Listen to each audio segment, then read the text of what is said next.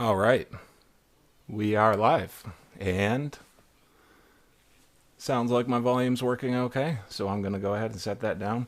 Hang on, let me check one more thing. Looks like it's matching my voice. 1, 2, 3, 4, 5. Okay. I am my own camera operator, producer.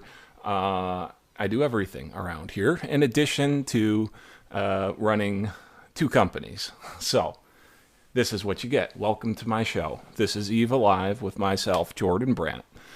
And what I wanted to talk about tonight is something I've talked about quite a bit. Let me see if I can get this other stuff pulled up without getting too distracted. If a frequent thing I talk about on this channel is creating jobs for Americans and for people all around the world. And so this is just another area that Eva plans to be able to help significantly with. So how we do that? Okay, why don't I just start with what Eva is and what Voltec is. So I apologize for my squeaking chair. I hope you can hear this. I'm going to scoot over here a little bit more. And excuse me, if it's too loud, I apologize, as I am the only one doing this right now. So, and it was too quiet before, so I figured, hey, you could turn your volume down. You might not be able to turn it all the way up. So, EVA, Electric Vehicles for All, is a nonprofit organization. It's a very new organization. We're actually still in the process of getting it all set up with the paperwork and tax exemption. But as it sits right now, it is a corporation, and I am allowed to talk about it. So talk about it, indeed, I will. And Voltec Hybrid and EV Repair is my other company that I started back in 2017, I guess, officially. But I've been doing this type of work, full service work on hybrid and electric vehicles, all makes and models, for several years now. Been working, doing electric vehicle conversions is kind of how I got started back in 2011. Biodiesel is what led me to electric conversions. So it's been an interesting path to get here. And running Voltec for these last couple years. I started to see a lot of issues and with this whole industry, and I was always looking for a way to better be able to serve my customers. And so what I looked at first was to be able to lease batteries to people, because 50% of Americans can't afford a $500 emergency. So a $2,000 repair bill on a car that's worth about $3,000, even if the people had the money to do it, it didn't make a lot of sense financially, right? So what I did with Voltec was offer options that they couldn't get at other places, and that was to rebuild your battery. We could rebuild your battery, identify which battery modules are weak and replace those ones, do a balancing and run it through some charge-discharge cycles. And so that was, of course, one of the most popular options, and still is probably the most popular option, because of what I said about 50% of Americans only being able to afford a $500 emergency. And the special price is $500 to rebuild a battery. That's what I charge, and I put a 1-year warranty on it. So that's why it's a higher price. You can get them cheaper, maybe, but I don't think you're going to get the same quality, nor would you get somebody that is actually going to stand behind their warranties, which I do. So, but I was seeing an issue with customers that relied on their vehicle. 75% of Americans still rely on a vehicle, a personal vehicle, to get to their work, whether it's a friend's vehicle or it's theirs or their grandma's vehicle. But it's a light-duty passenger vehicle, so not a bus or a train, right? We're talking regular cars and trucks. So 75% of Americans. Now, depending on where you're at in the world or in the country here in the United States, and I am in the Metro Detroit area, of Michigan. And here we are the Motor City, yet we don't have public transportation. Now, there is some in Detroit, but, and in other towns as well. But where I'm at, which is about 45 minutes northwest of Detroit, so not that far, right? Only 45 minutes from the Detroit airport. So there's no public transportation to get from where I'm at to there. So that's a real issue. And then people might say, well, people can ride bikes. There's a few problems with that here. We have winter, which it's not insurmountable to be able to ride a bike or an e-bike in the winter. But really the biggest problem here is that we don't have sidewalks. We don't have bike lanes. Now I say we don't. Yeah, of course we do. We have some sidewalks and some bike lanes, but there's not an established network where they get connected together. And it's the same thing with our public transportation. So you could get a bus ride in Detroit, and you might be able to get to Pontiac, which is about 25 minutes from where I'm at. So, but still, another 20 minutes of driving in a car at 55 miles an hour, that's a long walk, right? And so, what do people do in these situations? Well, most people, at least the people that EVA is primarily focusing on and trying to help, are low-income people that don't really have many other options. And when you don't have many options and you need a vehicle, the place most Americans go is to a financing dealership that does used cars, and they do their own financing. So, and there's some good things about that. But overall, that industry has, I'll just come out and say it's become, what's the word I'm looking for here? Predatory. It's become predatory, and it takes advantage of these low-income people, and which adds another, insult to injury. They already don't have much money, and now, they're trying to get a vehicle so they can work, right, and be productive, and they don't have good credit, or they don't have a cosigner, or they don't have, a big down payment. Even if you had those three things, here in Michigan, there's a fourth thing. That's a really big thing that's required. Now, not on a used vehicle lease necessarily, but on a new vehicle lease, it's a requirement, and that is full coverage auto insurance. Here in Michigan, we have the highest auto insurance policies in the country, our rates, that is. So, if somebody could make it past all those first things I said, good or excellent credit, proof of a salary, of a job, co-payer, co-signer, and even if they had all of that, and a down payment, even if they had all of that, it's the monthly auto insurance payments, if it's a full coverage policy, that's what's really going to make it so that they can't afford that. And so a lot of these people I'm talking about, they are not eligible to lease a new electric or hybrid vehicle, let alone just any vehicle new. So they have to go to these other places. And if you live in America, you must have seen commercials of, some financing dealership. We finance everybody. Bad credit, no credit, doesn't matter, right? We finance everybody. And it's created this situation where people are then taking what little money they have, and only a small the payment they make every month, their car payment, okay, only a percentage of that is actually going towards paying off the car. The other significant part of it, in some cases, over 25% in some, is going to this financing company as interest, right? So you might have a car that's worth $3,000, but after paying on it for 3 years, you might have spent $10,000 on that vehicle.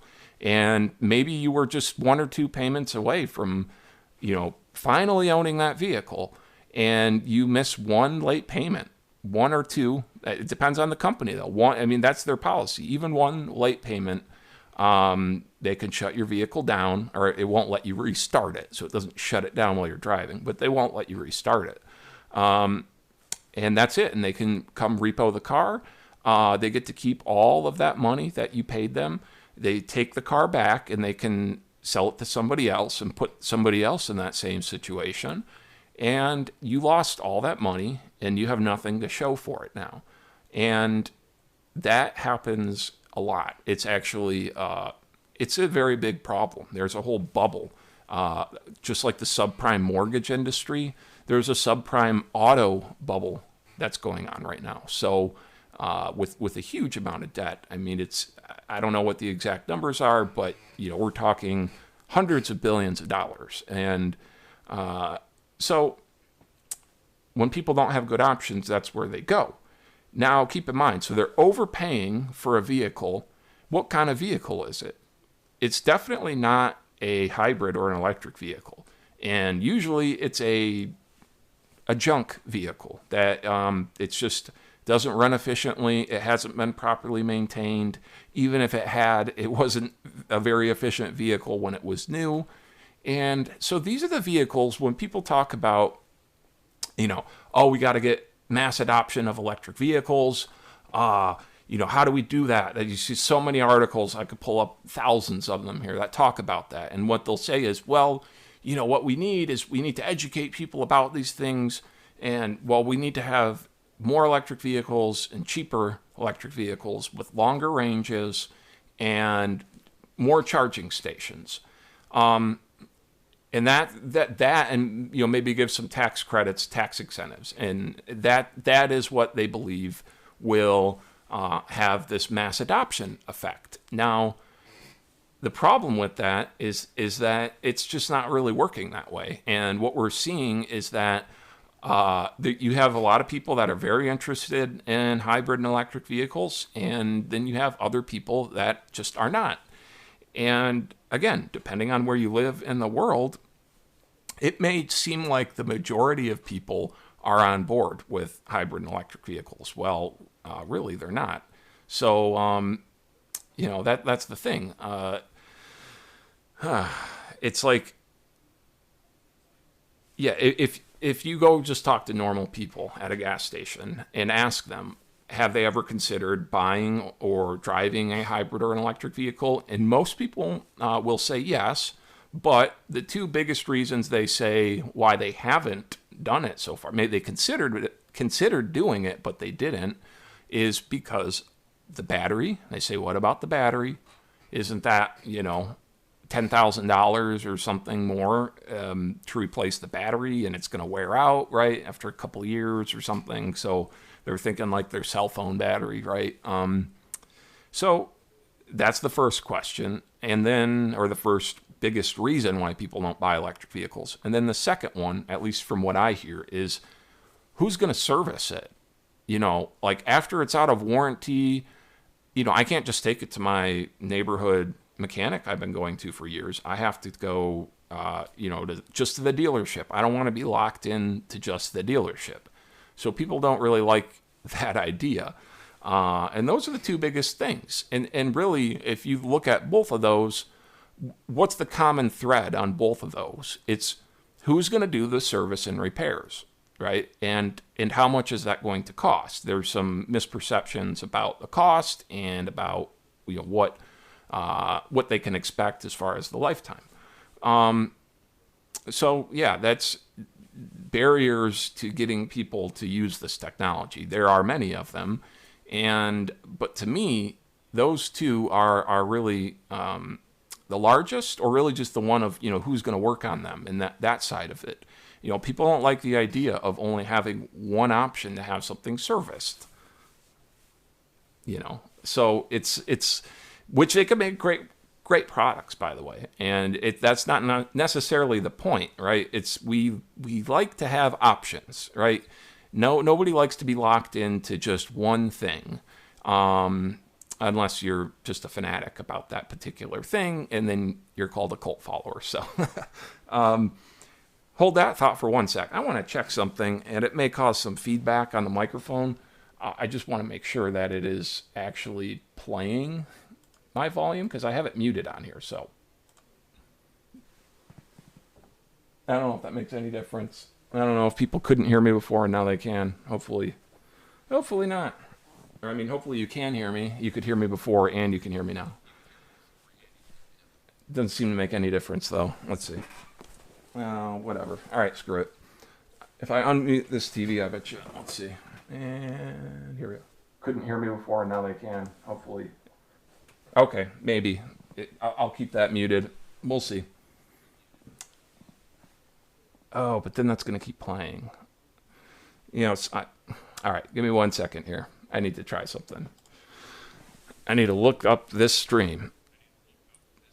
So I'll just keep talking, though, about EVA. So the idea with EVA, though, is we are building a fleet of these hybrid and electric vehicles, and we get ones that maybe were in an accident or especially ones that are financially totaled, and it's those ones that we go after to fix, right? Those are the ones that we can fix.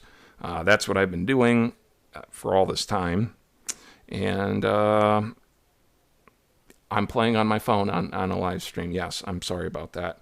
I just have to make sure that this volume is actually going through, like how it is for you guys. Okay. Playing on my phone on the live TV. All right. So it says it's live. Let's see. Live stream. Yes, I'm sorry about that. Okay, now let me see this. I just have to make sure that this volume is actually going through. Doesn't appear to affect it. So good. I'm still learning. Okay. It'll be fun to look back and see these videos later. Playing on my phone. Oh wait, no, hang on. I gotta see if it actually does affect it. Hang on. Yes. So. Yes, I'm sorry about that. Okay, now let me see. There's a delay. Now I'm getting feedback.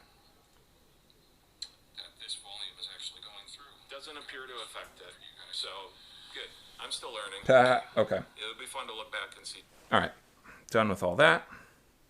Sorry about that. I'm here all alone. Yeah.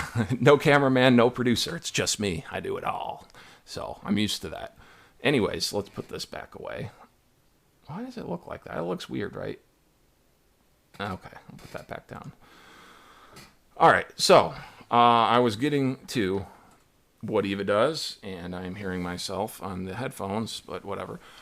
So EVA is a nonprofit organization, and there's a lot of things that we will do, but in a nutshell, I will attempt to do my elevator pitch. I'm still refining this and chip it down a little bit each time. So, okay, EVA is a nonprofit organization that's like a hybrid between the Salvation Army and Habitat for Humanity and Toys for Tots, but for hybrid and electric vehicles and renewable energy, sustainable transportation. So for the whole sustainability industry, really, but specifically hybrid and electric vehicle technology, and where that ties in with the rest of sustainability, right? That's the whole.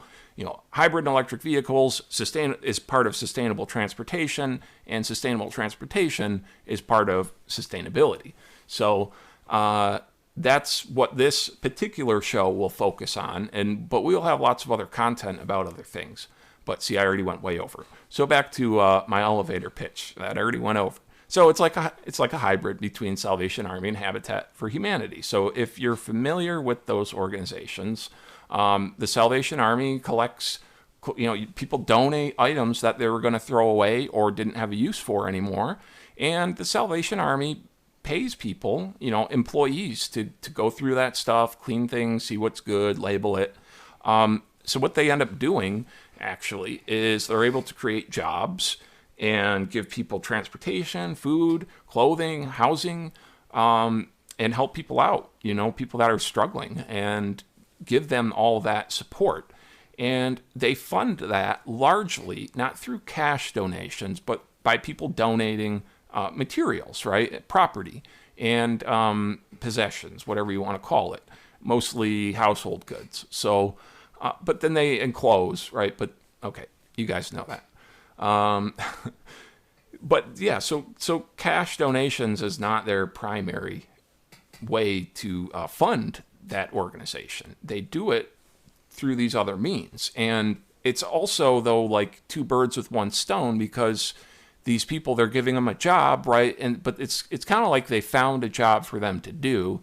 And the reason why it's a nonprofit is because they don't have shareholders. So all they need to do, basically, is the goal, really, of a nonprofit for something like the Salvation Army is to hire more people and to expand. I mean, that is the idea. Because every job that they create is another job that was created and helping people that might not have been able to get a job otherwise. So that's one way how EVA's similar. If you think about that, so what we're saying is it's not cash donations that we're asking for, not necessarily. Now, there will be a time and place for those, but we're not quite there yet.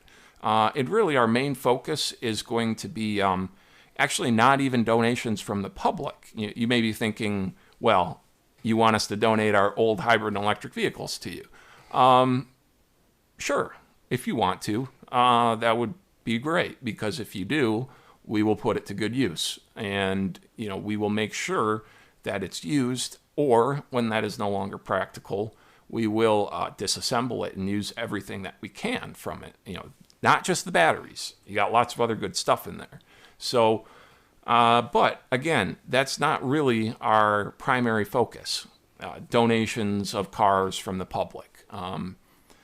What our primary focus is to work with automakers to get vehicles and materials from them that would otherwise be wasted. And a lot of this stuff is generated during the manufacturing process, and we can reuse that stuff. You would be amazed at what gets thrown away during research and development. I mean, we're talking just like brand new high voltage cabling, right? Wire cables that is very expensive. If you were buying a spool of that, right, like 100 feet, I mean, thousands of dollars potentially, right? I mean, maybe tens of thousands of dollars, depending on the wire you're talking about. Maybe hundreds of thousands of dollars for 100 feet of a certain type of high voltage cable. So, and this is where it's similar to Habitat for Humanity, because when you're building new houses, there are lots of scraps, right? So you got brand new lumber that you have a 10-foot 2x4 board, and you cut 6 feet of it off. You still got 4 feet of good material there, but you don't need it for that particular project. So Habitat for Humanity said, hey, give us that material, and we're going to pay employees to go through that and sort through it, see what's good and what's not, and categorize and label things. And then we're going to use those materials to build new houses for people, for low-income people, people that were maybe hurt by a natural disaster or other situations. And so they'll build new houses with that. They will also use those materials to fix existing houses that people already have, but they don't have enough money to have it repaired. And so that's a similar thing as to what Habitat for Humanity does, is what EVA will do, but for hybrid and electric vehicles. And so, yes, during the building of hybrid and electric vehicles, there is a lot of material that, as it stands right now, there isn't necessarily a good path for it to go. So it usually gets scrapped, which, when I say scrapped, that can and usually does mean that some part of it was recycled. But see, the key thing to that is that you have to look at how much energy and resources it took to make whatever that thing was in the first place, right? And then how much energy it's going to take to break it back down into its raw materials, and then ship it back to wherever it's going to be remanufactured into if it's a battery cell, and then be shipped back to here. Because if you said, well, if we take this one that's already here and we can fix it, we will skip all those other steps I just said, except for the first one, which was to make it originally and ship it here, right? So it's already been made and it's already been shipped here. So if we can keep it and not have to break it all down, that's going to save a tremendous amount of money and resources. So now, saving money for automakers, why is that important? Well, it's important because as it currently stands, electric vehicles are not profitable for most automakers. You could probably argue that none are really 100% profitable at this point. I'm just going to say most, though. So, because it's changing so quickly, who knows? Tomorrow or today, maybe it was the day, right, that it finally happened. But as far as I know, at this point, they're not profitable for car manufacturers. So people might say, well, who cares, right? I mean, who cares about the bottom line of these companies? Well, I mean, their shareholders do, and that's going to change how they pursue things, right? So really, long story short, what I'm trying to do is make the manufacturing of hybrid and electric vehicles more profitable for automakers. So, we like to use positive and negative reinforcement, but a lot of times towards the automakers, it's negative reinforcement, do this or we're going to hit you with this fine. Which, usually you need to do both. I mean, although sometimes it's possible to get better results with just positive, but that's not the case here. But what I'm saying, though, is that I don't think trying to do more negative reinforcement, like trying to shame them or, just persuade them to make these vehicles, that doesn't change the numbers. That doesn't change the reality, right? That at this point in time, they're just not profitable. So they have been basically taking losses to make these vehicles. And it's really because it's not necessarily that the electric vehicles can't be profitable, but you have to consider how much more research and development went into making that hybrid or electric vehicle compared to just a conventional internal combustion engine vehicle. If you're a manufacturer like Chrysler, that you've already been making, a Dodge Charger, for example, making the next year, 2020's Dodge Charger, if it's the same generation at least, there's going to be some small changes, right? But it's going to still use the same engine, right? The same powertrain. Most of that stuff is going to be the same. So it's not a huge jump or shift to go to the next year or even to the next generation, where it's really more about styling. And then eventually they'll throw in a new powertrain every 10 years or something. It depends, right? But for a hybrid or an electric vehicle, it's basically like they're starting from scratch. And it's like even further than starting from scratch, because starting from scratch assumes that you already have all your ingredients like lined up on the table, right? And you're ready to cook this thing. And what this is no. You might have some of the ingredients ready, but then you might need eggs, for example. And in this case, you can't go to a grocery store and just buy them. You might need to get a chicken and have it lay eggs for you. So I'm thinking of producing your own battery cells, for example, right? So it's all these things that it adds up, and inefficiencies and waste along the way just further makes this less profitable.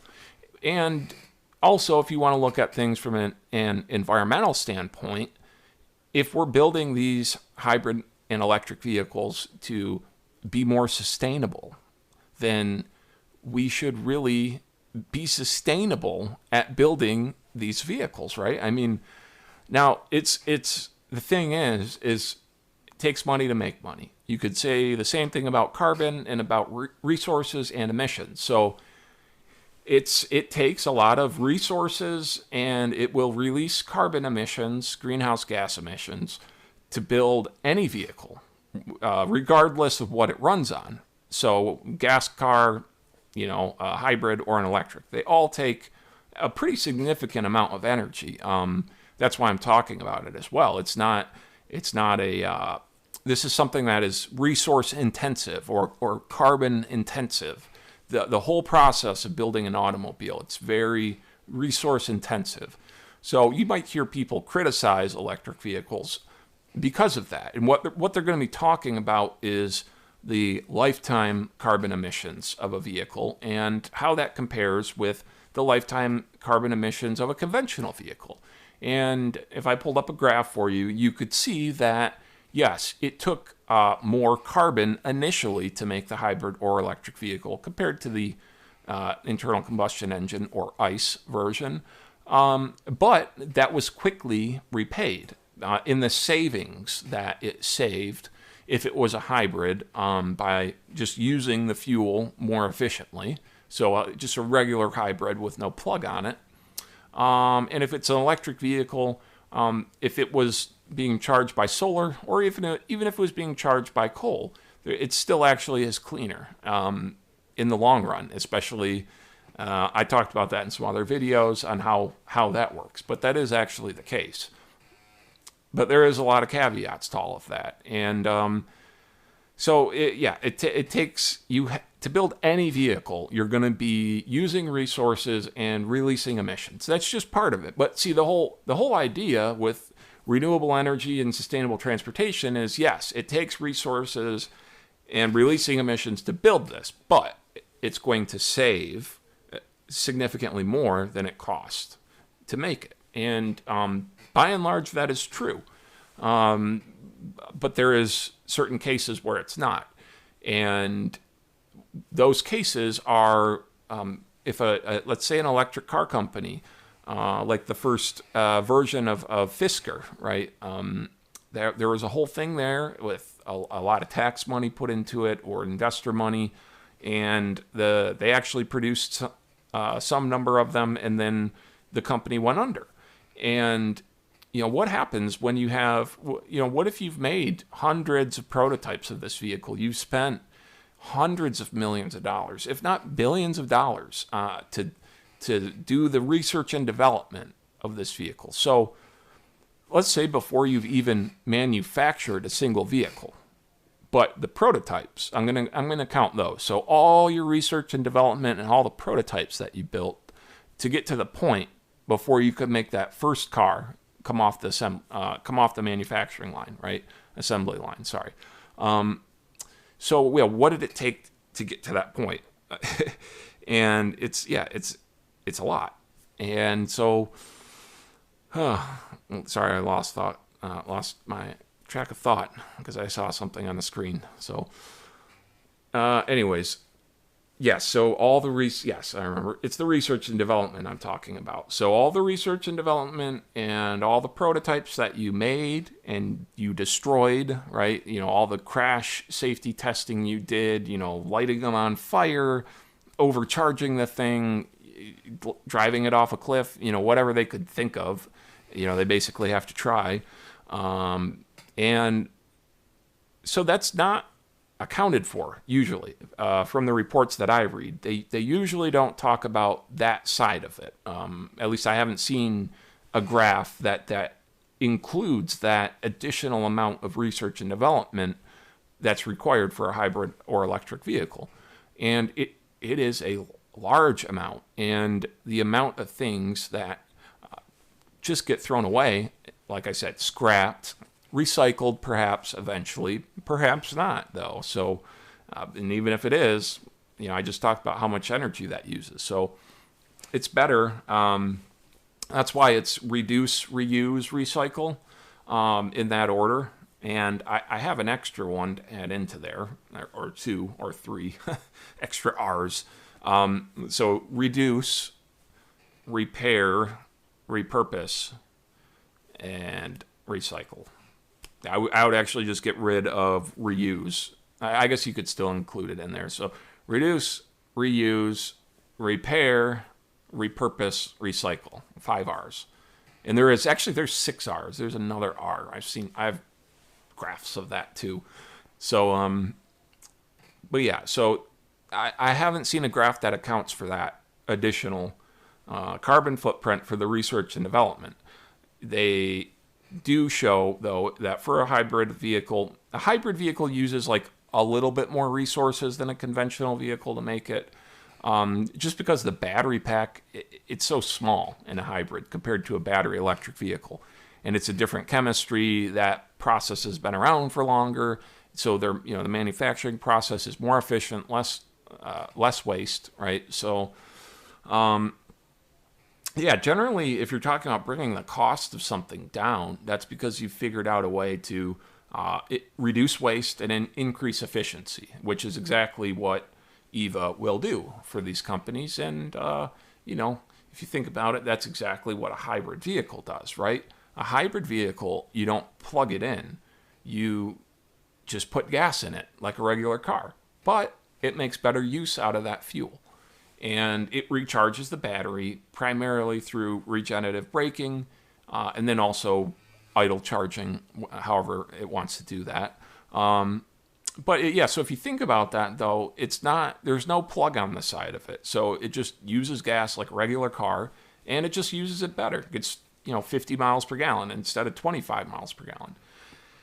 And that's significant, right? And of course, there's limitations with electric vehicles. Here's the thing. Electric vehicles are great. I would highly recommend driving one. But it's not for everybody, at least not quite yet. And I'm saying that because of the cost and like I was talking about, 80% of battery electric vehicles are leased, not bought, the new ones. And that means that you must have all those things I mentioned at the beginning. Good or excellent credit, a cosigner, a down payment, and full coverage auto insurance, plus your title, registration fees. You put all that together. People that were even considering driving a hybrid or electric vehicle, probably 75% of them are ineligible once you put all those requirements up. So what could be a better way? How do we get mass adoption of electric vehicles? Well, EVA's saying what we're going to do is build a fleet of the best hybrid and electric vehicles. So, this screen turned off behind me. Sorry. Let's turn that back on. Oh, wait, can you still hear me? Testing. 1, 2. Did that go down? Okay, still good. All right. This thing turned off. Turn it back on. It's supposed to be like my signs. So, what was I saying? So we build a fleet of vehicles. Still not showing up. Anyways, like a Toyota Prius, which, you've probably seen one of those before. There's millions of them produced. There it is. It showed up eventually.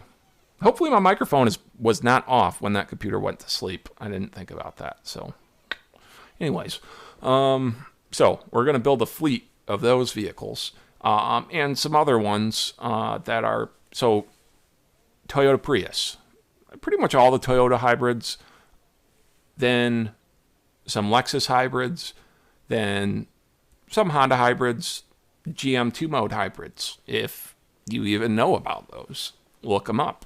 And then we get into the battery electrics. Chevy Volt is another one, and the Nissan Leaf. And then there'll be other ones eventually too.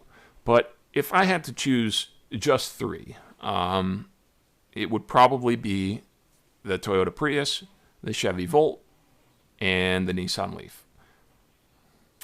The Leaf is a bit of an issue if you're talking about a Gen 1 Leaf because of its range. And you can't really use it in the winter around here. It's just not enough range. The cold temperatures really affect that vehicle. It doesn't have a good thermal management system. So around here in Michigan, I don't think the Nissan Leafs would be too popular. However, because this is another issue that's coming up, there's going to be more and more of these vehicles, and more vehicles like the Gen 1 Nissan Leaf that, when it was brand new, allegedly had a 72-mile range, but we all know that wasn't. I think they said 74, right? Maybe 72. Really, in all actuality, more like 64 miles. And then in winter, more like 40 miles. If you're talking cold temperatures and, running the heat and all that. You're talking like 40 miles. And now, at this point, here we are, 9 years later, and there's still plenty of Nissan Leafs running around, but Their range is just not great. And what will be done with all of those? Well, you read articles now and they talk about this like it's a good thing, that, oh, we have all these Nissan Leafs and we're taking the batteries from them and repurposing that for other things. And isn't that great? Well, yeah, that's great. But see, the problem is that you had a perfectly good electric vehicle that just had a bad battery in it. And you took that perfectly good, although maybe a bit used, maybe a bit outdated, although still a perfectly good car, and scrapped it and pulled out these, maybe decent batteries and tried to reuse them for something else. I don't think that is actually anything to celebrate. I think that's a tremendous waste that Nissan, honestly, I'm amazed actually that they couldn't consider what I'm talking about. Why didn't you just take those and figure out a better battery, design a better battery and put it back in? Now, that's not the way that they do things, right? They make new cars. They don't remanufacture existing ones. Nobody really remanufactures existing hybrid or electric vehicles. At least not until this point. That's what we're doing. We are remanufacturing hybrid and electric vehicles. So we get them in, maybe it needs a new battery, maybe it was in a accident and it needs, some body work done on it, some panels replaced, but nothing too serious. Now, and then we have other ones that maybe it wasn't a serious accident and that one can't be put back on the road. Well, just like organ donation, we take parts from this one over here that is dead and we give it to other ones to keep these other ones alive for longer. And, every vehicle that we can do that with, that's another hybrid or electric vehicle that was essentially manufactured for very little cost. I say very little, that doesn't necessarily mean cheap. What I mean is compared to making it new, right? So if I said, man, doesn't make much sense to put $3,000 into fixing a $3,000 2004 Toyota Prius, right? That's what we call financially totaled when they get to that point. Because who's going to put more money or the same amount of money into a vehicle that, than it's worth? It just doesn't make sense. But that's only if you're looking at the market value and the dollars. Okay, there's other types of value. You have carbon reduction value or, saving resources value, whatever you want to call that. You have a utilitarian value. So, what kind of purpose does this serve to the community, to the people? Does it help people, right? Does it hurt people? So there's lots of other types of values that you can measure. And when you look at it that way, then you say, well, actually, it does make sense to put $3,000 into a $3,000 Toyota Prius. Why? Well, because if you just drive it for another 2 years, you could easily save $3,000 in fuel, right? Do another 2 years after that, and it's now paid itself back, that $3,000. So this is very similar to a good example is the solar industry.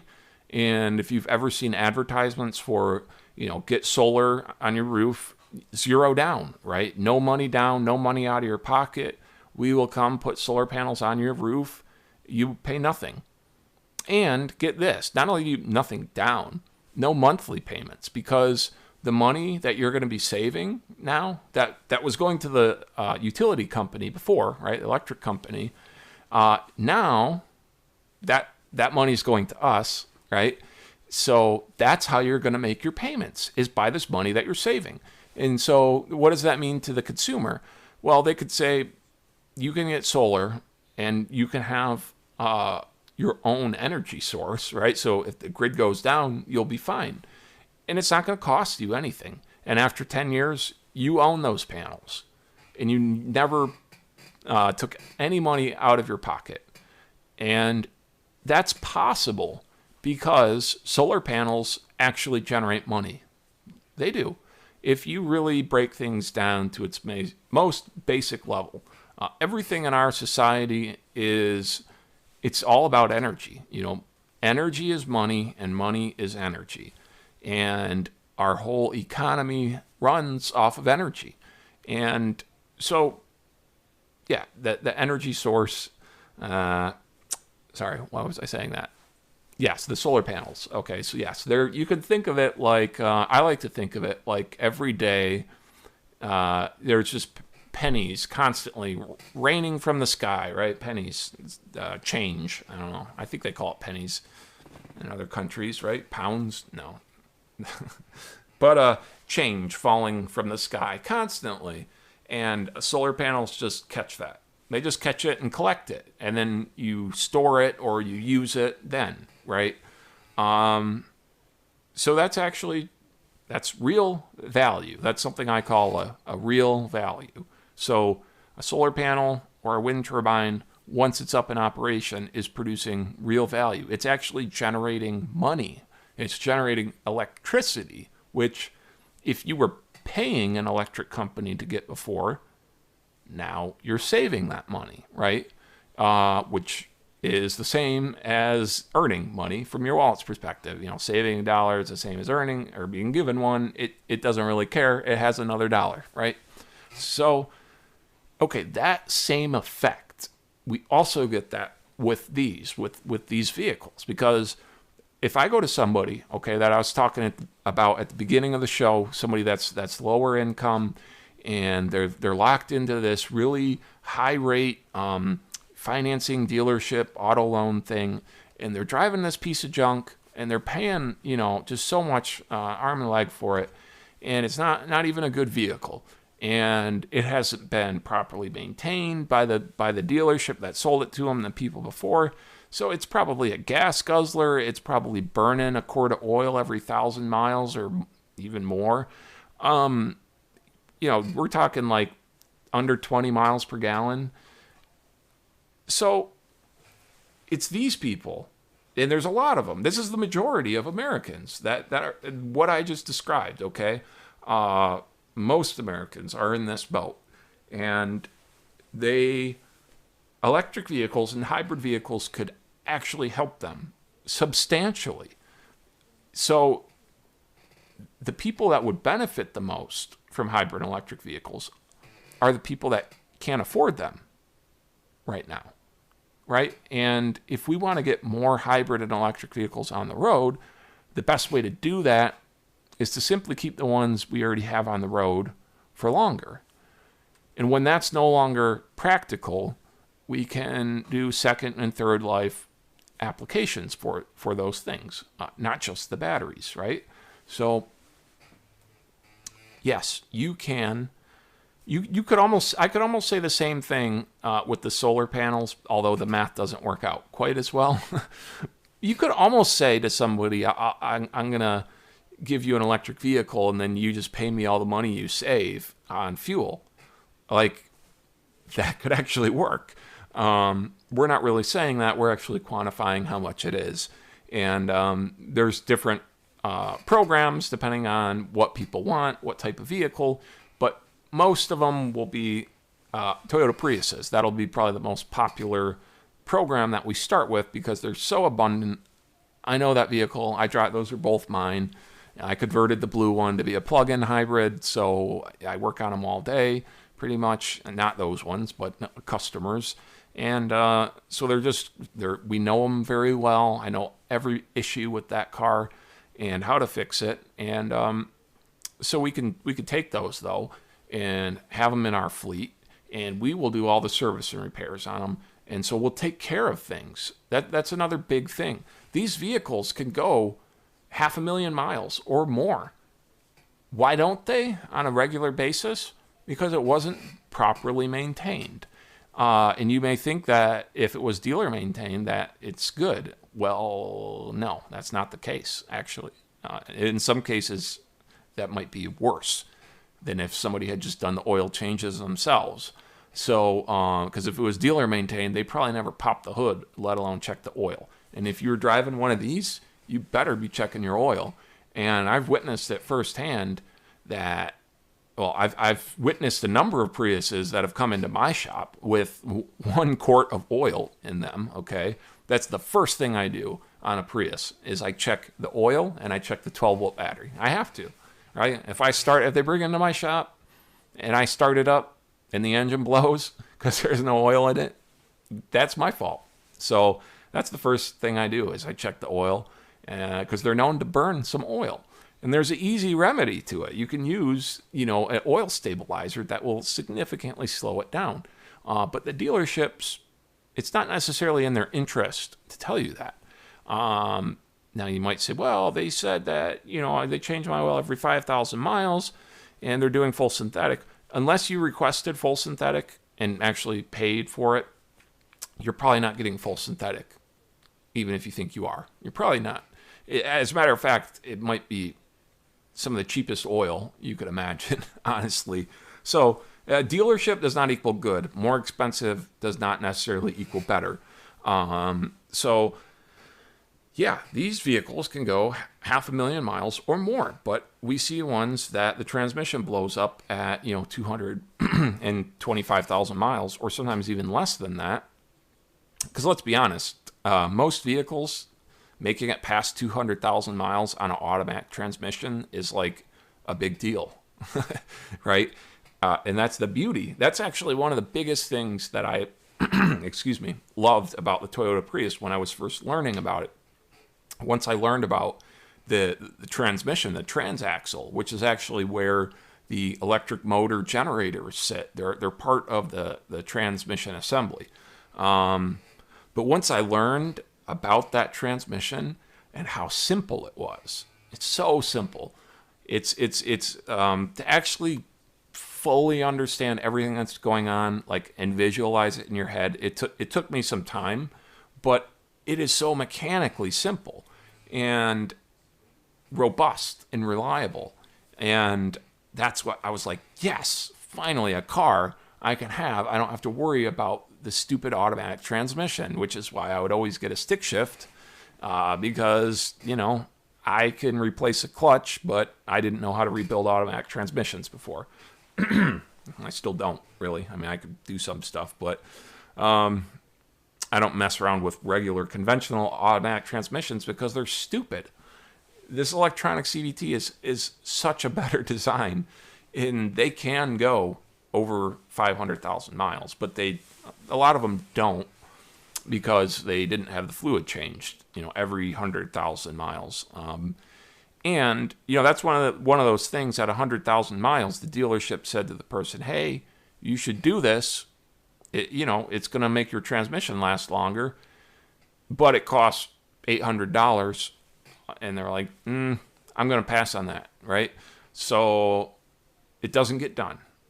And then that person drives it for, maybe to around 140,000. They're like, hey, I want to get rid of it before it gets to 150. They sell it. This next person drives around for a while until it gets to about 180, 190, okay? And they're like, I want to get rid of it before it gets to 200,000 because it's these numbers, these milestones that it's in people's heads, right? That, if it's over 200,000, well, watch out. Yeah, and actually I would agree. Any vehicle with 200,000 miles or more on it, you should probably be aware that you're purchasing a used vehicle with over 200,000 miles on it. So you could have some repairs, is all I'm saying. But so it's that third or fourth owner that picks up one of these, like a 2004 to 2009 Toyota Prius.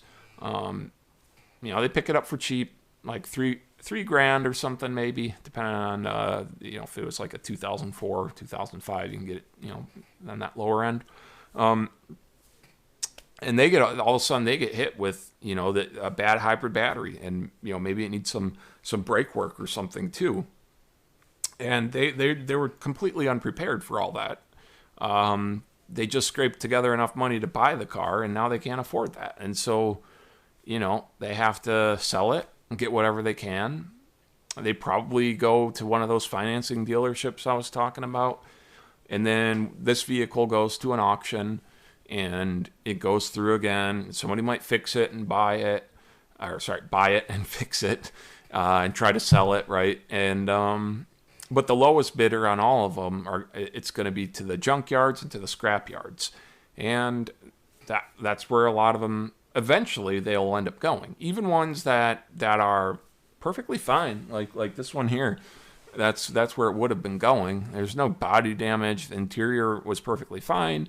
It needed a new hybrid battery and a 12-volt battery, and like some brake work or something. So, but yeah, so we get those vehicles, we fix everything, whatever was wrong with it, and we go through everything. And that's so at the end of this, we can say this is a certified, rebuilt hybrid or electric vehicle. Certified, rebuilt Prius, okay? And remanufactured, refurbished, however you want to look at it. The point is, though, is we try to reuse things. Sometimes we need to use new parts on things like gasket materials, for example. We don't use used gaskets. And but then there's a lot of other parts like suspension parts and, you know, tires and rims and doors and plenty. There's so many things on these vehicles that you can reuse. That's a used part from another one that, you know, can't be kept on the road anymore. So that's the general idea, is to try to refurbish parts. So rebuild battery packs, you know, rebuild engines, rebuild the eCVT transmissions, and then, though, rebuild the whole vehicle. So if you look around, there's a lot of other companies that rebuild hybrid batteries at this point. There's not a lot of shops that do full service on all makes and models of hybrid and electric vehicles and also rebuild batteries. Voltec does both of those. But then, here's the thing. I think people get a little bit caught up on the battery part because, look, a battery is just a battery, right? This doesn't really do much. Actually, it doesn't do anything except for maybe catch on fire by itself. What you need is a vehicle, right? This was actually the concept car, Chevy Volt. Windshield's popping off now, right? But this is meaningless without this. And everybody's very focused on this part of it, but they lose sight that this is what matters. So what do I mean? So let's say if this was a Toyota Prius, which I don't have one up here, and it needs the new hybrid battery, but it also needs a ABS brake pump assembly put in. Now, if you go to the dealership, by the way, they had a $5,800 invoice sitting on the driver's seat there, as an estimate. I believe that was just for the parts, too. I don't think that actually included labor. So that was for a brand new hybrid battery and for, you know, a brand new brake pump assembly. Now, was that necessary to put brand new components in a Prius that had 225,000 miles on it? No. At least not for those two parts, right? You can absolutely reuse the ABS brake assembly from another Prius. That's actually something unlike batteries, which batteries have a shelf life, right? Now, all these components have some type of shelf life. But, you know, like how long does a rim last? A long time, right? I mean, you got rims from, you know, the 1920s that you could probably still ride around on as long as it didn't rust out. Well, those might have been made out of wood, but the point is that these have a shelf life. They're also unpredictable, kind of like silicon processor chips, or the silicon lottery, I think I heard it called, where you might have a great process down and all of that, but there's still going to be a certain percentage, random percentage of these that are going to fail. And much like a chain, how a chain is only as good as its weakest link, a battery pack is only as good as its weakest link. So when they're all in series, at least for a hybrid vehicle battery, where all of the battery modules and actually all of the battery cells are all in series. In that case, just having one cell inside one of those battery modules have a problem, and now you've affected the performance of the whole battery pack because, again, like a chain, okay, these are connected. Sorry, end to end. They're not cylindrical inside the Prius. They're like these ones here, which I don't think you could see on that camera. I got one down there, but yeah. So, but they're chained together in series, and if you pull out one thing in a series circuit, everything else shuts down. In this case, you haven't pulled it out completely, but it's no longer able to flow power through it the way that it could before, and it's actually consuming power in some cases. So, which could lead to a fire eventually, right? So, but people get so focused on just that side of it, just the battery. So think about, the whole vehicle, not just the battery.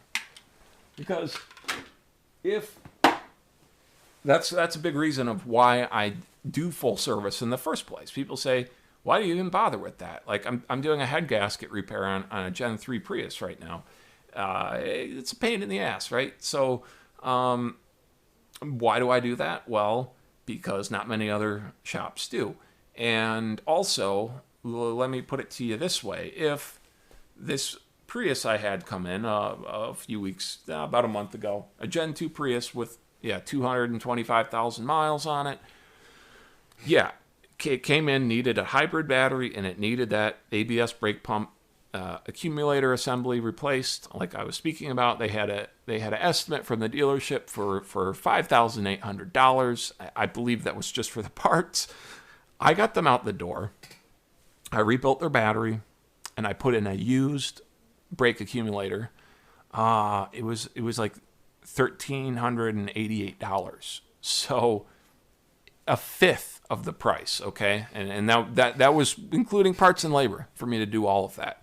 I could have charged more, right? If I wanted to gouge this person, I could have squeezed a little more out of them, but that's actually not, I'm not that kind of shop. I would much rather be out kayaking or something than working on your car, believe me.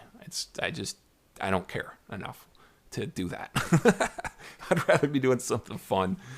But the point is that this person, okay, would not have bought any battery from me or had me rebuild their hybrid battery if I didn't fix the brake pump problem, right? There would be no car for me to sell a battery to or rebuild the battery for. So that right there, that's a perfect example of what I'm talking about. Because if you go, if you're going to these other places that just do the online stuff, and I do mobile service as well.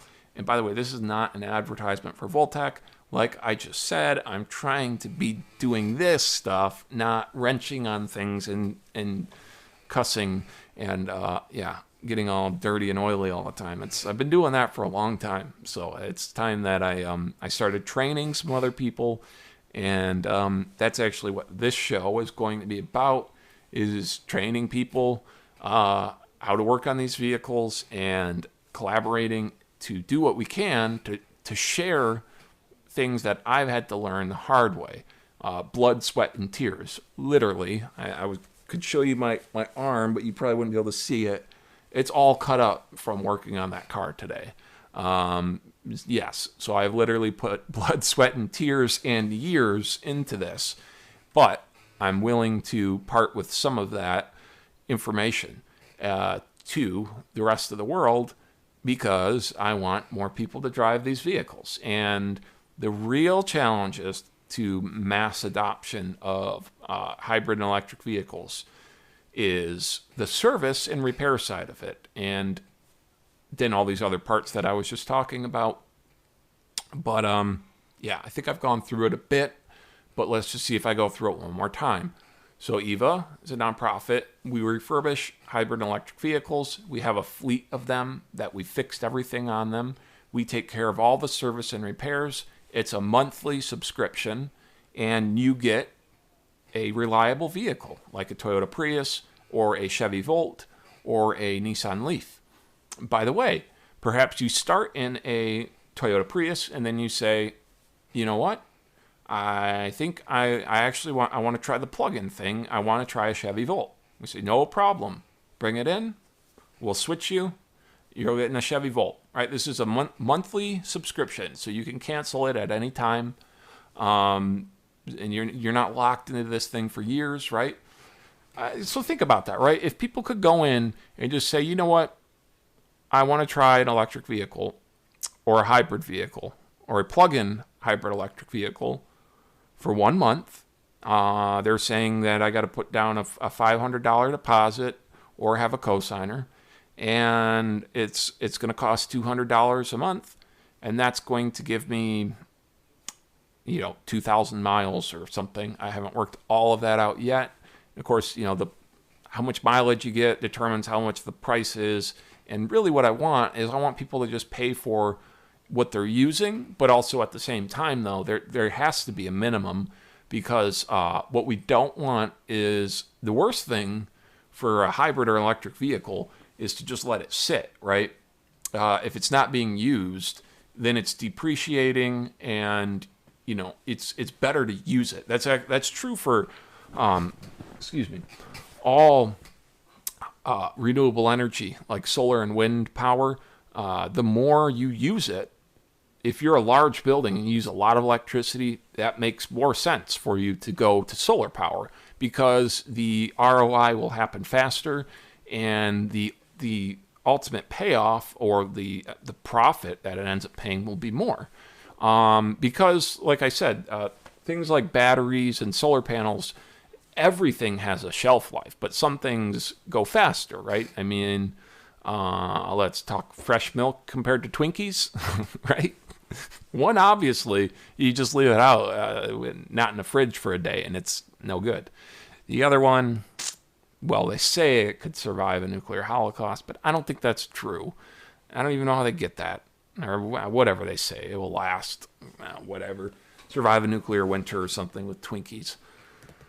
Anyways, so we refurbish these vehicles, we make them available, but like I said, yeah, there has to be a minimum monthly fee, because we don't want people, if it was purely just you only pay based off what you drive, well, if you had one of these vehicles and it just sat in your driveway all month, you wouldn't pay anything, and we would be losing money. The EVA would be losing money, and somebody that really needs that vehicle and could be driving it and using it would not be able to use it. So that's why there will be a minimum monthly charge. But if you have that opportunity, though, no risk, you just put down a certain amount and you pay, and you have a hybrid or an electric vehicle for a month. All service and repairs included. So if the battery goes bad, no worries, bring it in. If it's something we can't fix very quickly on the spot, then what we do is we just sell you a different one. We refund your other one, and we sell you a different one. And I say sell because that's actually how this has to work in order to do the subscription, is that we sell you the vehicle, but we are listed as a lien holder. And I've been going through this process. Again, this was all, the whole point of all of this, why I started looking at this in the first place, was how can I help my customers better? My customers rely on these vehicles to get to their job, and a lot of them to do their job if they're Uber or Lyft drivers. Now, here's the thing. It's bad enough if they already got a high unexpected repair bill. But if it's going to take me 2 weeks to get that car back on the road because, I got a wait list that's a mile long at this point, and, I had to get parts, and, but if it took 2 weeks, they're out of a vehicle and potentially not working for 2 weeks. Well, as a shop owner, you would say, well, why would you care? Why do you care?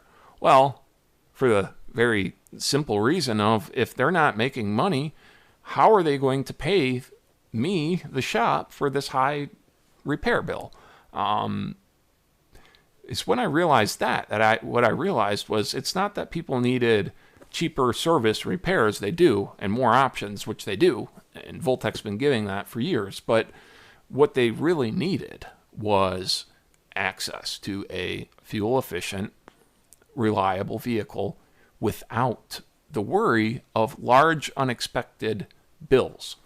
And just like an insurance risk pool, our fleet that we build. When you build a fleet and we maintain it, since this is my expertise, I know how to, like I said, I can change a hybrid battery on this car blindfolded, and I will be doing a video of that shortly. Actually, a race between me and Luke. I'm trying to get him on with the ideas. I like, come on, we each get one teammate. They can't tell us anything. They can just hand us tools, and we can hand them the nuts and bolts. But blindfolded, one arm tied behind the back, see how quickly we can swap a hybrid battery out in a Toyota Prius. That's how many times I've done it. I'm confident I can do that pretty quickly. So, why'd I go on that rant? Anyways, well, because what it costs me to fix a Toyota Prius compared to what it costs you to fix a Toyota Prius it's quite a different price. And what it costs Eva to fix a Prius, if we're doing it at scale, like what I'm talking about doing, and we have an actual facility, right, with lifts and plenty of parking spaces, and we are buying these vehicles. It's once you start doing it at scale, then it works better. It just does.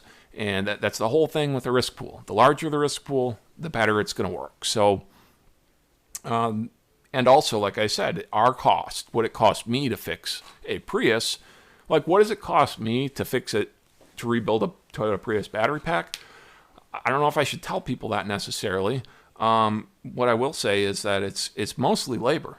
The amount of time, realistically, a good 8 to 10 hours at least to rebuild one of these batteries, because that's time in about 2 to 3 days where I'm keeping it on a cycling. It's not even a cycling machine. I have to cycle it myself. I have to slowly charge it, trickle charge the thing to balance it, and then do fast discharges where I'm testing the voltages on each of the modules and repeating that and identifying the weak ones, replacing those, and then repeating that test until I got it where they're all, staying very close to each other within a certain range.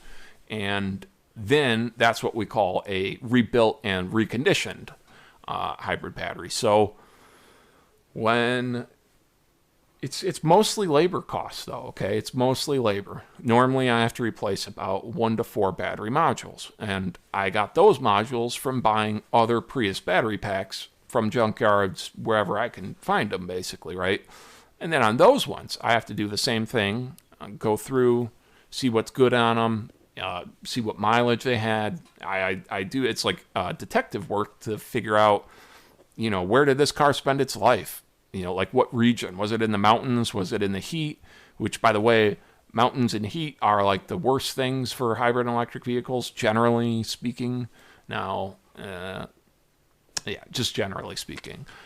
If you have a good hybrid or electric vehicle, it should be able to handle those fine. If you have a bad one, then that would probably be the reason why it ends up dying. So, but the point is that it's mostly labor cost to rebuild that battery.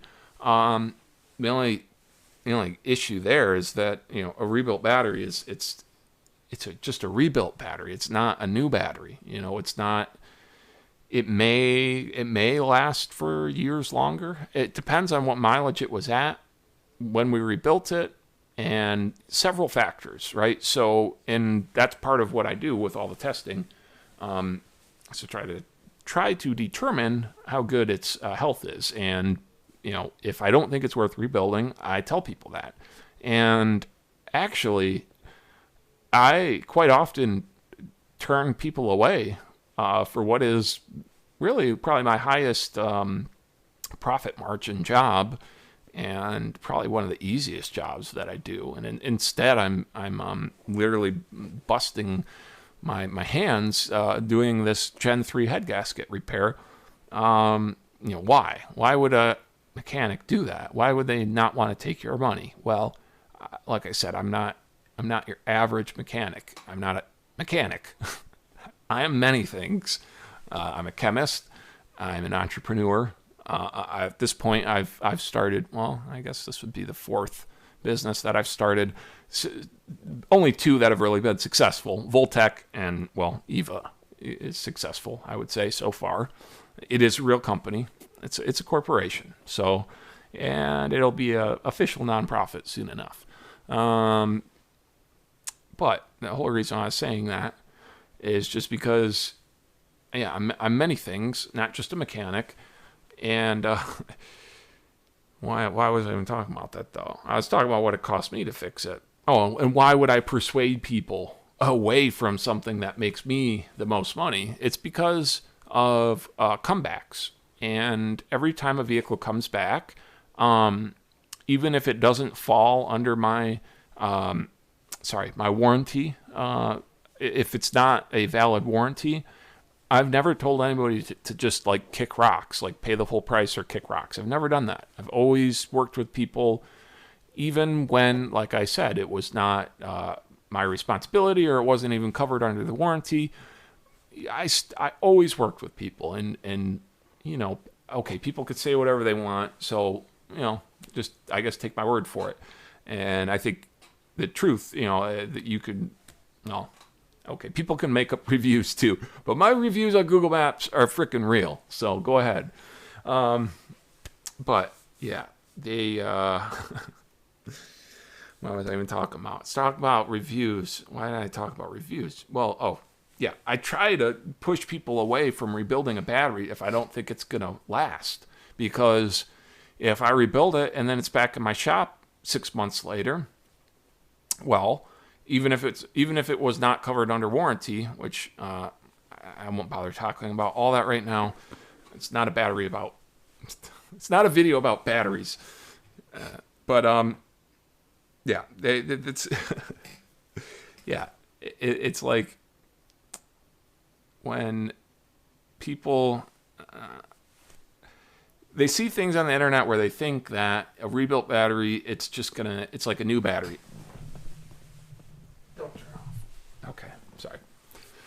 They think a rebuilt battery is basically the same as a new battery, and it's not. So rebuilt batteries can be great. They can go for a while, but usually it turns into what we call whack-a-mole, where I identify and I replace the bad module, and then probably the next 2 or 3 weakest modules if they're on the edge.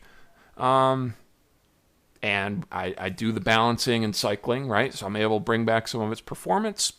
Okay, good. Then it might be a month later, it might be a year later, it might be 3 years later. But at some point, I can guarantee, though, it's not if, it's when, it will come back, and we will need to do that same process over, where in a Prius, there's 28 battery modules. So, we could do that, 27 times if I was just replacing one at a time.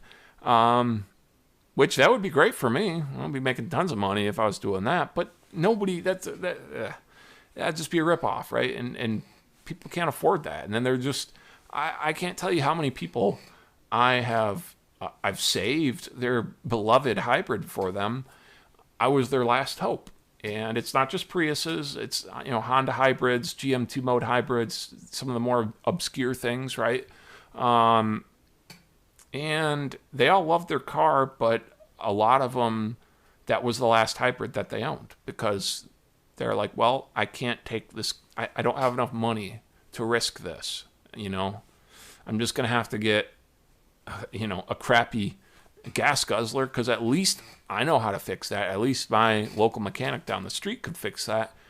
I have people that drive literally hours from across the other side of the state, probably driving past 100 other mechanic shops, right, and repair shops, and probably 10 dealerships along the way. They came all the way to me, way out here, and simply because I'm the only person in the state with these prices and with these certain services. Now, there is another shop that does really good work. Their prices are a bit higher than mine, but that's because I do mobile service, so that just makes sense. And they're good. Grand Rapids hybrid. So I still haven't met them actually in person, but I've talked to them on the phone and looked at their prices, and their prices were fair. They were good. A bit higher than mine, but again, they have a pretty large brick and mortar store, so that makes sense. But a lot of people think that they're just going to rebuild the battery and they're going to ride off into the sunset, right? And that may be the case. It might not be.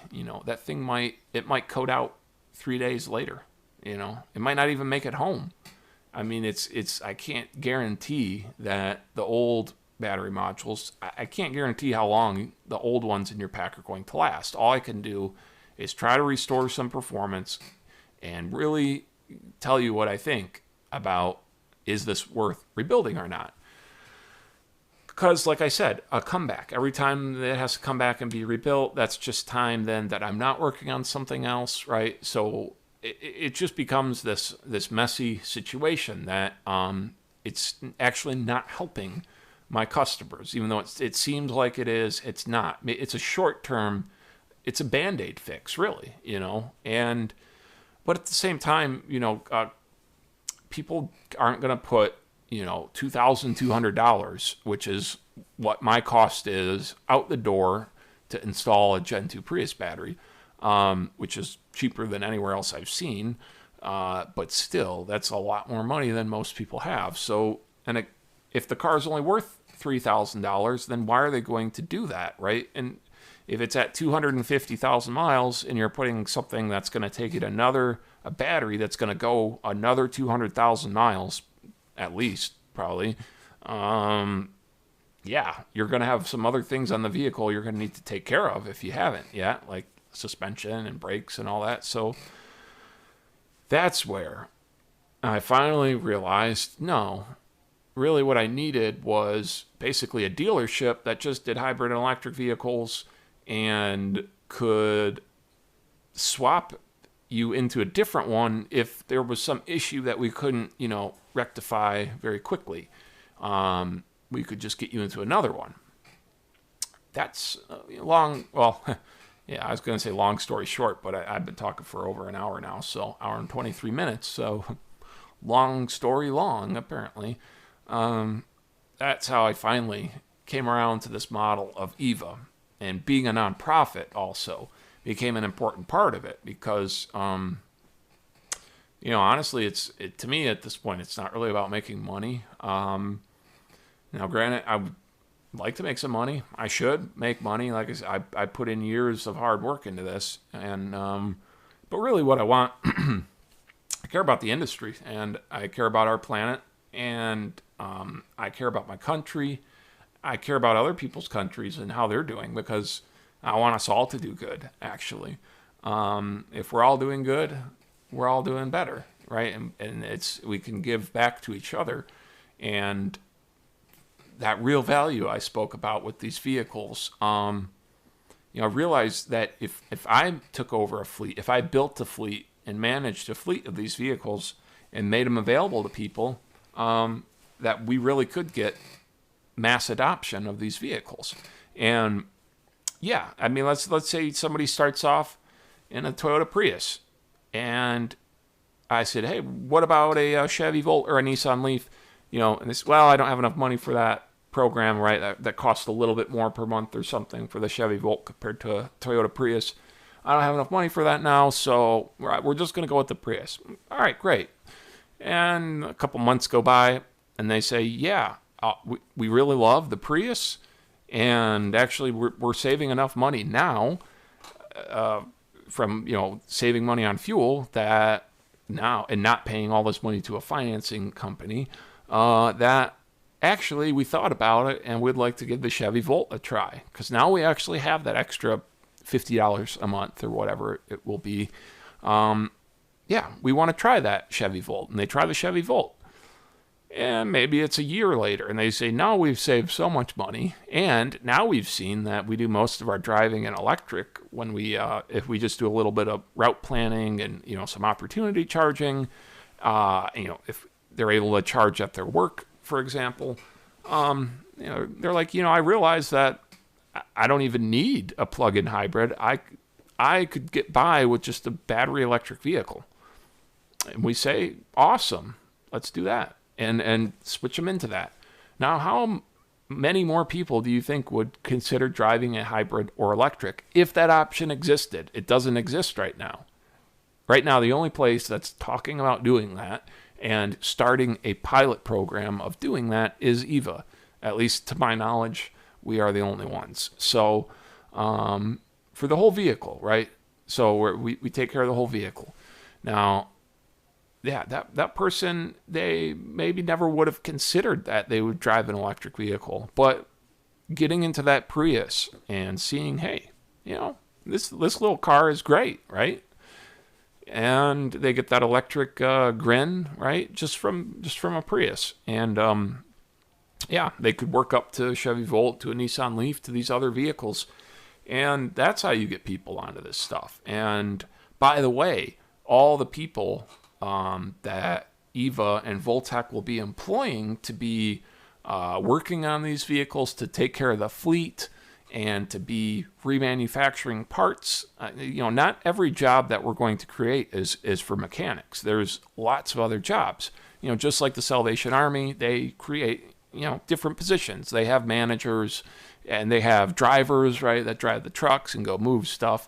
And they got people that just work in the store there. So there's different skill levels, different pay levels, depending on, if you're a ASE certified mechanic or if you just want to do some light assembly work. But we will have all of those options available. So I went on a long rant, and I had never even talked about yet what this video was supposed to be about, which was these articles. But you know what? We're going to try something, which is to watch a video that me and my friend and business partner, Luke, and his company, Ecotronics, we shot some video over there last weekend. And just to give some examples of the vehicles I'm talking about. And this will be a great chance for me to take a drink of a liquid. And let's see if this works if I put it over here. I hope the audio levels are okay. So, let's see. Mute this one. I'm going to put these on so I can listen. Sorry, it's just me tonight. It's live. That's what you get. Haha. All right, here we go. Hi, my name is Jordan Brandt, and I'm here to show you what the fleet would look like that I have been speaking about in my other vehicles. So starting, of course, with what you know and see on the roads most often. This is a Gen 2 Toyota Prius, 2004 to 2009. There's been roughly 5 million of these produced at this point. So, what I'm going to show you back here is what is called a high motion plug-in conversion kit. So there were several kits offered back before you could just purchase a plug-in hybrid electric vehicle like a Chevy Volt or a Nissan Leaf, which is battery electric vehicle, of course. So before those were available, so pre-2011, if you wanted a plug-in, you had a few options. You could either convert your own vehicle, taking an existing old gas car and converting it into electric, or you could start with something that most of the work was already done and everything had been electrified on the vehicle, or nearly everything. In the case of this, yes, everything except for the water pump for the internal combustion engine. So you have a great platform here to start, and really all you need to do is improve the battery or add to the existing battery in the case of these kits. So they still have the original nickel metal hydride battery in here, and in addition to that though, there is a lithium iron phosphate battery pack that essentially has a charger, and when you flip a switch, it's feeding power to the other hybrid battery, but at that time it's just immediately going to the motor, right? So it's not actually charging the other battery because it's putting this power out as it's requested, and simultaneously it is tapped into the communication circuit, OBD2 circuit of the vehicle, the CAN communication lines, where it is constantly requesting EV mode from the vehicle. So that is already built in the software on this vehicle. It just wasn't available in North America when it was released, but in Europe and in Asia there was a switch to put it into EV mode. And so the software and the programming is already there, and what that means is that it's very simple to activate it, and it won't let you do anything stupid. So if it's in EV mode and you put the pedal to the floor, it's going to activate the ICE either way. So it won't let you do something stupid, basically. So the safety's there, the reliability's there. So you don't have to worry about, is this a prototype or is this going to be something that's safe to drive? Now, in some cases, depending on what kit it is, you should probably ask those questions. But in the case of the high motion, this was probably the best kit that was available. I believe its price started around $10,000. Not sure if that included installation, probably not. And so what you have is a vehicle that used to get about 45 to 50 miles per gallon, and now it can get about 100 miles per gallon, depending on how you want to look at it, right? It's when this kit was new, it could go about 30 miles. And when the point it's at now, it does about 15 miles. So then that can be improved. It just needs to be rebuilt.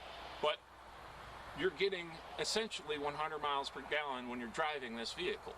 And the emission savings from that, if we were to do this on a large scale, such as having a fleet of vehicles like these, can be very significant. So this 2006 Toyota Prius is an electric vehicle. So, and it was made for not very much money and not very much carbon. So that's just one example. The next examples we're going to show you is the Chevy Volt. Let's go over there. All right, now you're back to me, and it is very loud, and I hope that you're not hearing all of that static that I am hearing, but I think that's just because I am previewing the audio. So I'm going to try to wrap this up. Let's see if I can spend 5 minutes talking about what the title of the video said it was about, which was the question I posed, that if used hybrid electric vehicles could be the answer, or could be good jobs for auto workers. So, all right, I pulled up a few articles here, and for the union, getting the top pay at Lordstown is crucial because battery jobs could one day supplant many of those at GM's 10 U.S. powertrain factories that now employ more than 10,500 hourly workers, plus a lot of contract workers, they're not saying. Also at stake is the future of the union, which has lost high-paying auto jobs over the past 30 years. Yes, I can see why the UAW would reject such a deal.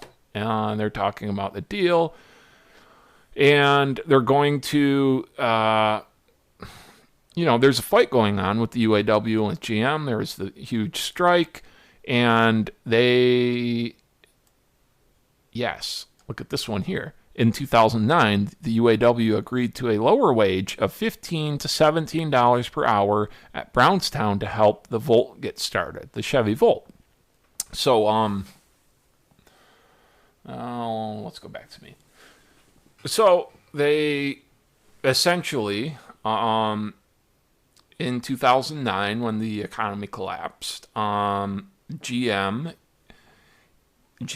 and the other company, not Ford. It'll come to me. The big three. I'm just on camera right now, and I can't think of it. And you got Ford, Chrysler, GM, and GM. Okay, so yeah. GM and Chrysler took bailout money. Ford did not, to their credit. They did not take any bailout money. They had enough money in savings that they were able to weather that storm on their own. Something that I don't think they're given much credit for, or it's not discussed very often. And I'm bringing that up because we, the people, bailed out General Motors, right, in 2009, a for-profit company. And why, though, did we do that? I mean, there's a lot of reasons, but probably one of the biggest ones was to protect jobs for the workers, right? So part of the deal, though, that the UAW made was that they would agree to lower wages. And as far as I know, their wages, I think they even had like a pay freeze for a long time, even though CEO pay was up and, bonuses and all that stuff. So yeah, the workers had a right to strike. And they helped get the Chevy Volt started. And how they're being rewarded for that is more layoffs. And the reason that GM is giving is that, well, electric vehicles they just don't require as many jobs, which is kind of true. But probably one of the biggest parts of that is it's not all being done in-house anymore. So the battery pack is being outsourced to, LG or a company that does the battery pack. The electric motors, they probably didn't make those themselves. The transmission, they probably didn't make that themselves. I mean, it depends on the company, right? I'm just saying that some of these companies, especially the ones that are later to the game, they're kind of just grabbing things off the shelf that are available and putting them together. Which means, though, that it's just like assembly work in their factories. They don't actually have to have all these different departments to build every component of the vehicle and then, assemble it. Not that they did that before. They've always had suppliers. It's just electric vehicles. That's even more the case. And then there's also, as I mentioned, contract workers, because, as it stands, there's just not a lot of people right now that have the kind of experience and skills necessary, where they have worked on high voltage systems and they understand it. There's a lot of job positions, like the job title doesn't even exist yet, but people are doing the job. It just has no title yet because it's so new. So, that's a big part of it.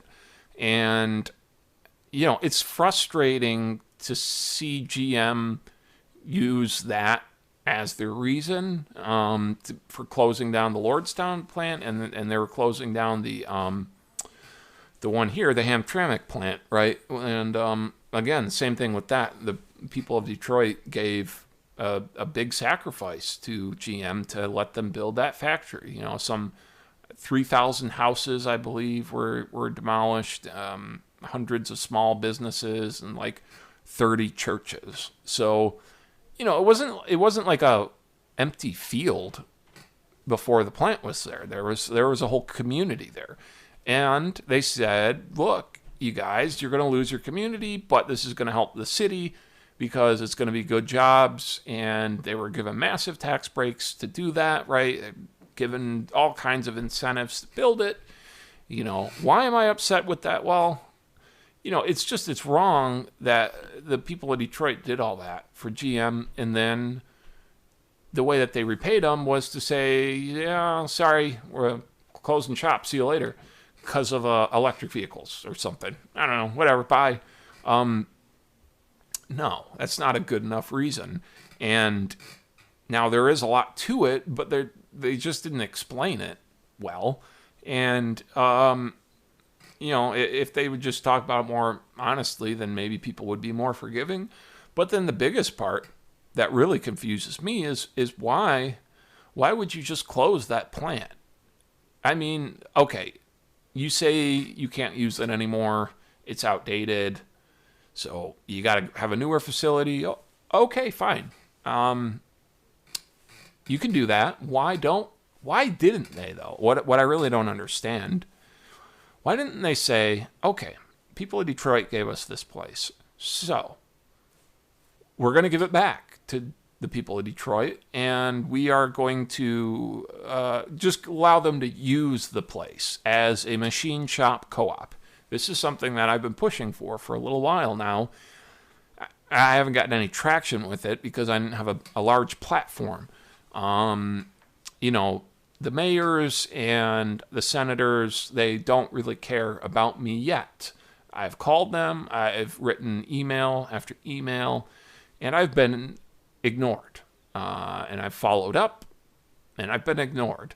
So, yeah, it's frustrating to me to see a super large and super profitable company like GM be given all these tax incentives and all this stuff. Meanwhile, I have to pay taxes, tons of taxes, sales tax stuff, mechanic facility license. I mean, it's just, I have to pay all that. And I get no help, no incentives, no tax cuts. I've just been saying, can you just give me a facility? Can you just let me use a facility? I will help our community. I will fix people's hybrid and electric vehicles. I will create jobs training other people how to fix hybrid and electric vehicles. And that's where I'm getting with this, is that these auto workers, they can be working on these vehicles. And actually what I want to do, I want to take that Hamtramck plant or one of these other plants that's going to be shuttered. And now, as far as I know, they kind of renegotiated to keep the Hamtramck plant open for a little bit longer. But there's another plant just in Warren, Michigan that was also closed recently. Idling it is what they call it, which it's cheaper to just put mothballs in the place and pay a security guard to drive around the outside of it than it is to have people come in, take out the hundreds of millions of dollars of machine equipment that's in there, drill presses, CNC machines, lathes, I mean, you name it. There is hundreds of millions, if not billions of dollars of equipment in there. But it's old, right? And some of it's been repaired a bunch of times, and they're just sick of repairing it. They want new. And so they're done with it, right? And just like an old car, right? But it's like, well, you could have donated that car to a nonprofit, and they could have done something with it. And instead, though, like I said, it costs a lot of money to have people come in, take down all that equipment, recycle all of it, and then demolish the building. It's so much money to do that. It's cheaper just to just pay somebody to drive around, make sure that nobody messes with it. But it's like, what a waste. And I don't know if it's like the people on their board, the board of directors at GM, they just didn't think about this. But like, why wouldn't you do that? Like, because they could have said, all right, it's not profitable because of electric cars and we got to skip town. But we're not going to leave you completely empty-handed. We're going to give you back the plant that you gave to us, right? And it's going to be used as a machine shop co-op. We're going to turn it into a remanufacturing assembly line to remanufacture hybrid and electric vehicles, which could totally be done. And all of these auto workers that are being laid off, we can hire them. And how beautiful would that be to remanufacture hybrid and electric vehicles in a refactory, right? I'm gonna remanufacture the damn factory to remanufacture the buildings, and I'm gonna refurbish the auto workers. I'm gonna train them to get them up to speed on this hybrid and electric stuff. And yes, that's what we're going to do. We're going to be able to produce hybrid and electric vehicles very cheaply and then pass those savings on by making them available to the people to rent them or lease them, buy them, or in most cases do a monthly subscription. And that will benefit our whole community. That's good paying jobs. That's training for the technicians and engineers of tomorrow. I mean, how do they expect mass adoption of hybrid and electric vehicles to happen if you don't even have mechanics and technicians that know how to work on them? Like, you should be really focusing on that side of it, but they're not. They're just not. And I'll talk about that in other videos, the reasons why they're not. But yeah, a lot of this stuff, I don't necessarily think that they're evil.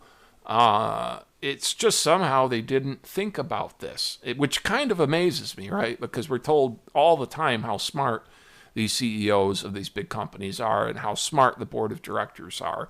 But if me, 32-year-old Jordan, can figure out that, hey, that would be a really bad public image to, screw over the city that gave you this factory, right? Like, maybe that's not a good idea. Maybe, I'm just saying maybe, you could have given it to the people. And you still could have cut town like you wanted to do. And instead of having a PR nightmare, you would have had actually probably good PR. I mean, of course, the UAW would have been upset. I mean, they have to. That's their job. I mean, it is their job to protect those. It's their job to protect the jobs of the workers. So, but there would be some kind of silver lining to it, to be like, you gave us this whole place to make this plant, and now we're just gonna close it down and put tape over the windows. That's insulting, actually. And it's really insulting to a small business owner like myself, entrepreneur, in this, highly technical and what every politician will say is a very important, we love small businesses, and, this is entrepreneurs, and it's the dollar that drives them. No, it's not. It's not the dollar that drives me. I can tell you that much. What drives me is helping people and helping the environment. And if I can make money while doing so, great. Because I've been able to do that so far. I've been able to really actually help people. And I have many, many examples I could give. But what I realized is, I'm just one person. And how much of an effect can I really have as one person? What I need to do is either make a machine that can make clones of me, which is not going to happen. And I don't think you would want that to happen. One Jordan is plenty enough, and for this planet at least. And so the other way is to scale things up, train employees. That's where I'm going. That's what we're doing with the facility that we're in the process of getting right now, to have a dealership and then to have a large facility to be able to have this fleet, house this fleet, and maintain the fleet.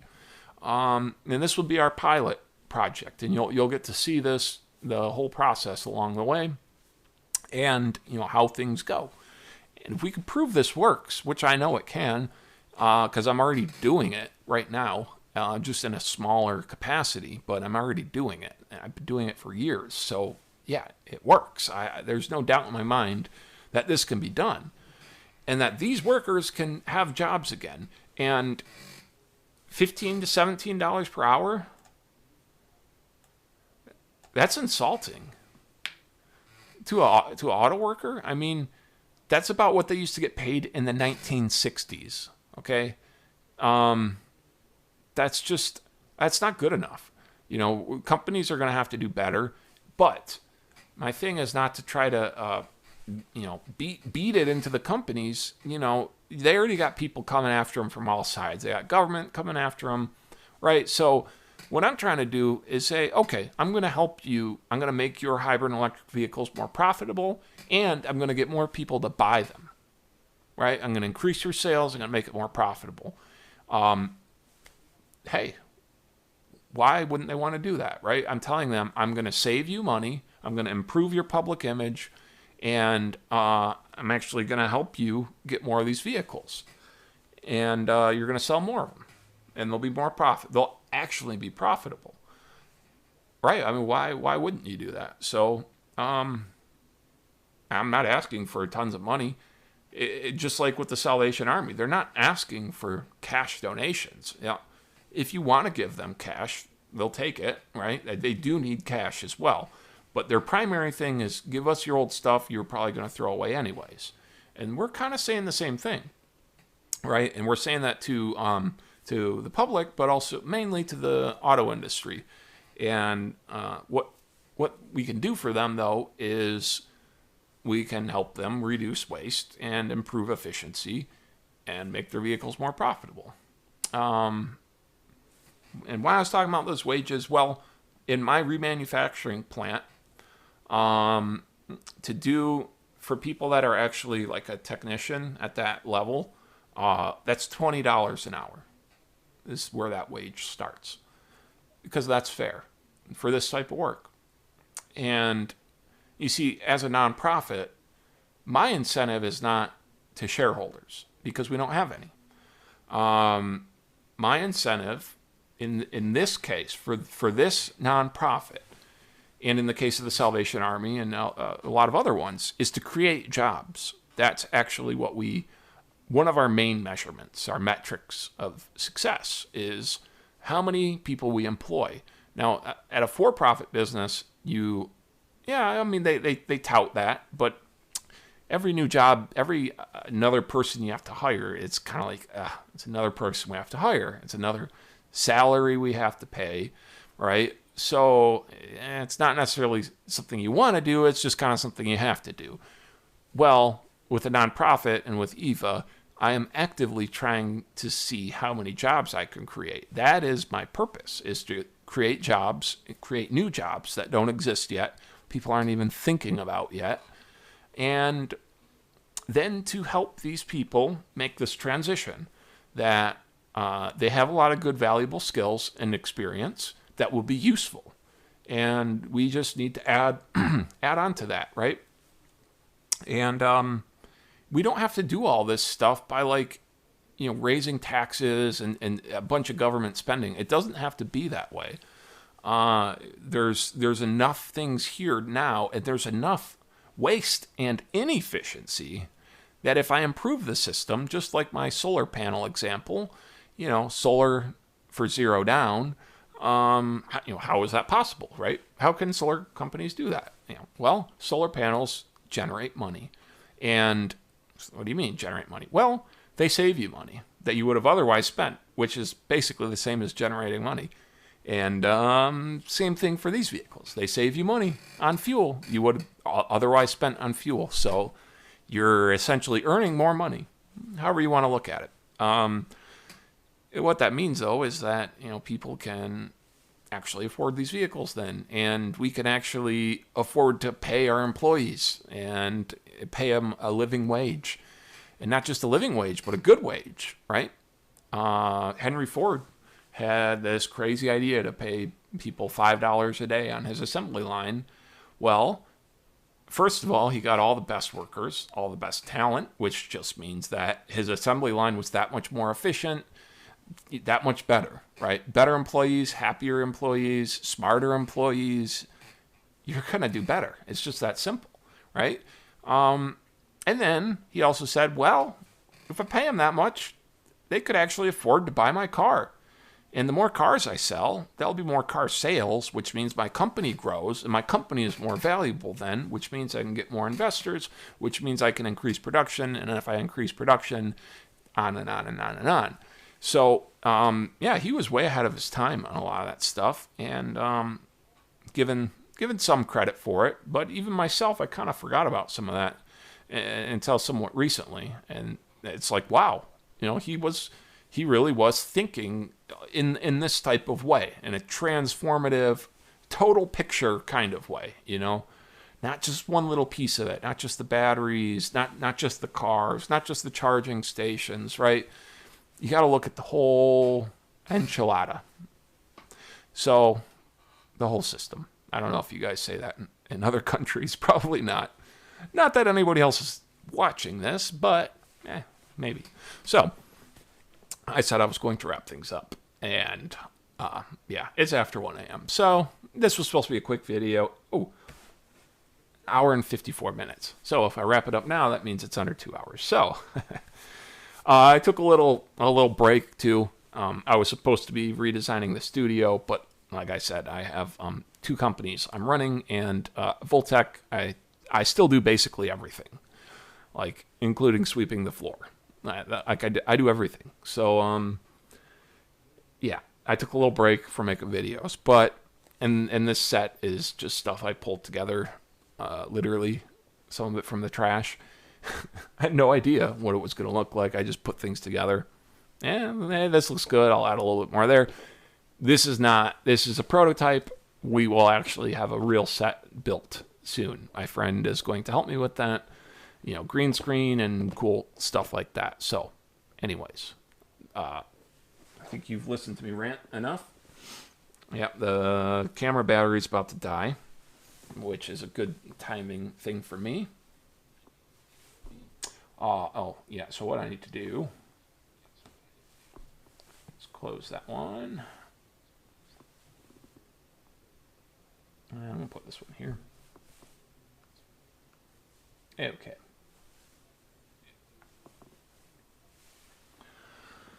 All right, so thank you all for watching. This has been another episode of EVA Live with myself, Jordan Brandt, and yeah, I hope you all have a great day or night or whatever it is when you're watching this, wherever you're watching this. And if you like anything that I've been talking about, and want to support what we're doing, what we need now, it's not money, is we need people. That's what we need most. So people that are passionate and want to learn, I'm willing to share my knowledge. And so if you're interested, check us out. We got a website, evaelectricvehiclesforall.com, all one word. Also Voltec, VOLTEK.biz, B-I-Z. Those are the websites, and we'll be adding more things to the channel soon as we go. So thank you, and aloha. Love you all. Bye-bye.